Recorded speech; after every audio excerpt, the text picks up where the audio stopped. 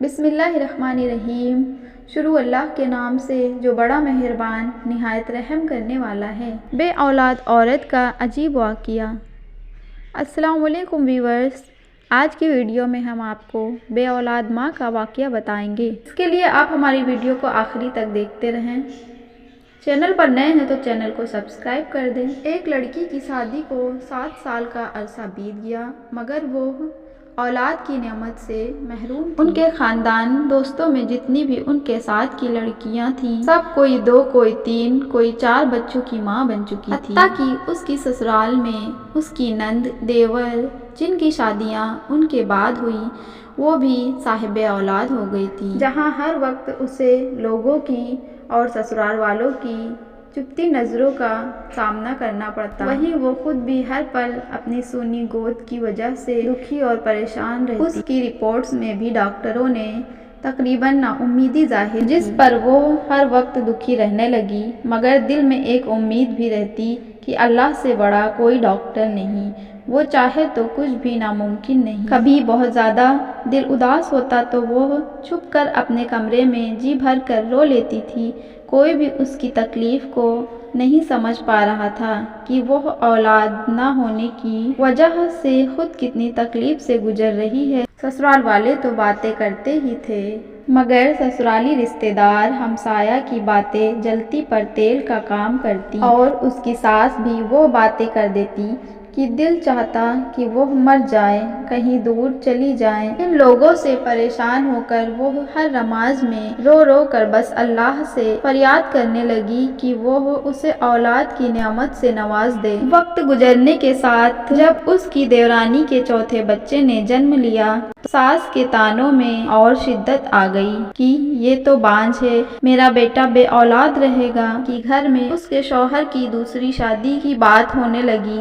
ایک دن وہ اپنے دیور کے بچے کو گود میں لے کر پیار کر رہی تھی کہ نہ جانے اس کے دل کو کیا ہوا، وہ بچے کو وہیں لٹا کر اپنے کمرے میں آئی اور ایسا روئی کہ سب گھر والے جمع ہو گئے۔ اس کے دل کی حالت سمجھے بنا سب یہ سوچنے لگے کہ یہ دیور کے بچے سے جلتی ہے، حسد کرتی ہے، مگر ان جاہلوں کو کون سمجھاتا کہ اللہ نے تو اس کو ایسا دل دیا ہی نہیں ہے جو کسی سے جلنے والا ہو۔ وہ تو ان لوگوں میں سے تھی جو اپنی خوشیاں بھی کسی اور کی جھولی میں ڈال دے، جو اپنے منہ کا نوالا دوسرے کے منہ میں ڈال دے۔ وہ تو بچے کو پیار کرتے وقت اپنی سونی گود سے اس قدر دل گرفتہ ہوئی تھی کہ خود پر قابو نہ کر سکی کہ آج اس کے آنسو بھی سبا توڑ کر بہنے لگے۔ واحد اس کے ایک شوہر ہی ایسے تھے جنہوں نے اس کو کبھی طعنہ نہیں دیا۔ ایک دن کسی نے کہا کہ اپنے شوہر کے ٹیسٹ بھی کرواؤ۔ پہلے تو اس بات پر بہت ہنگامہ ہوا، لیکن پھر اس کے شوہر نے ہی کہا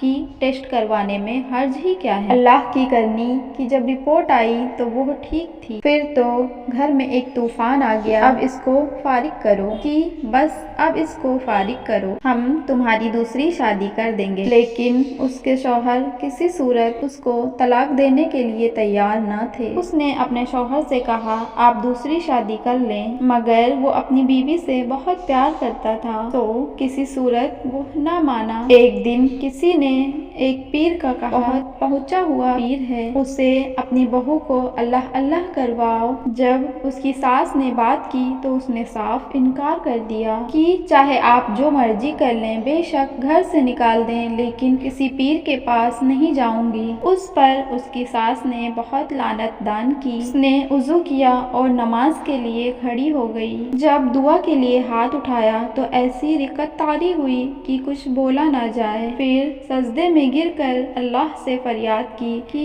یا اللہ، تو نے مجھے بے اولاد رکھنا تھا تو تو نے مجھے اس دنیا میں عورت کے روپ میں کیوں بھیجا؟ عورت تو پوری ہی اولاد سے ہوتی ہے، پھر میرے وجود کو ادھر کیوں رکھا؟ یا اللہ، ساری دنیا کے ڈاکٹر چاہے جو مرضی کہتے رہے، مجھے تیرا ہی آسرا ہے۔ یا اللہ، میری وجہ سے میرے شوہر کو اس تکلیف، اس محروم سے نہ گزار۔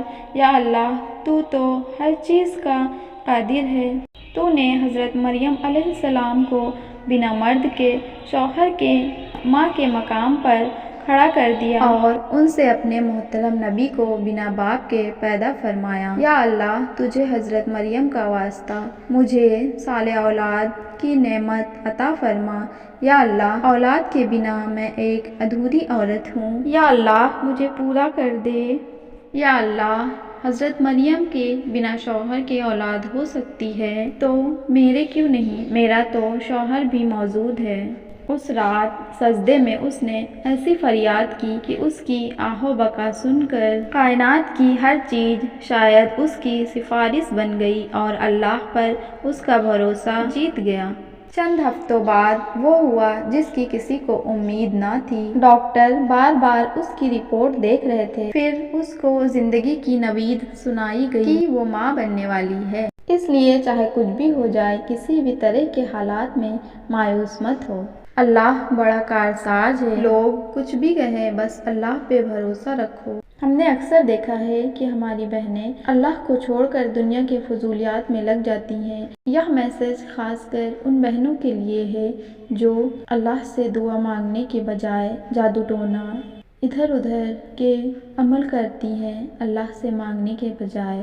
اللہ پاک بہت بڑا رحیم و کریم ہے، اللہ پر بھروسہ رکھیں، اللہ بہت بڑا کارساز ہے۔